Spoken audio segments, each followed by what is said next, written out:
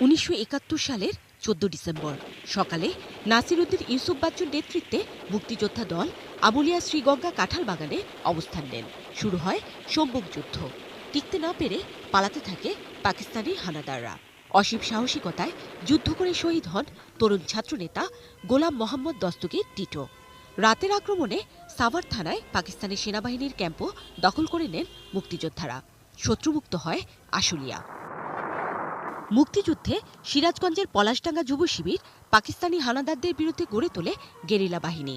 ১৩ December সদর উপজেলার খোকসাবাড়ি ইউনিয়নের শৈলাবাড়িতে সকাল সন্ধ্যা সম্মুখ যুদ্ধ হয়।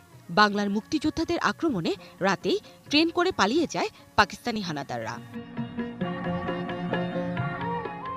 ১৪ ডিসেম্বর ভোরে শত্রুমুক্ত ঘোষণা করা হয় সিরাজগঞ্জ জেলাকে।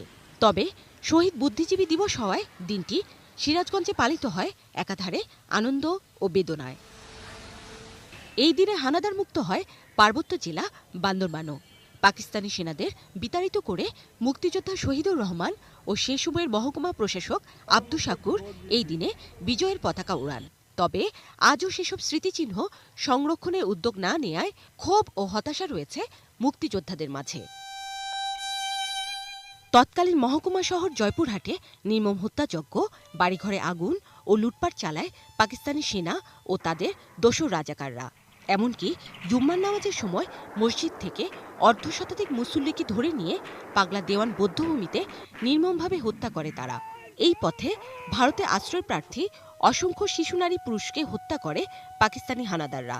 করই কাদিপুরে হিন্দু সম্প্রদায়ের ৩৭১ জন মৃৎশিল্পীকে সারিবদ্ধভাবে দাঁড় করিয়ে গুলি করে হত্যা করা হয়। এই দিনে মুক্তিযোদ্ধা কমান্ডার আসাদুজ্জামান বাবলুর নেতৃত্বে জয়পুরহাট ডাক বাংলোয় স্বাধীনতার পতাকা উত্তোলন করেন বীর মুক্তিযোদ্ধারা। জিনিয়া ইসলাম, ডেস্ক রিপোর্ট, এটিএন নিউজ।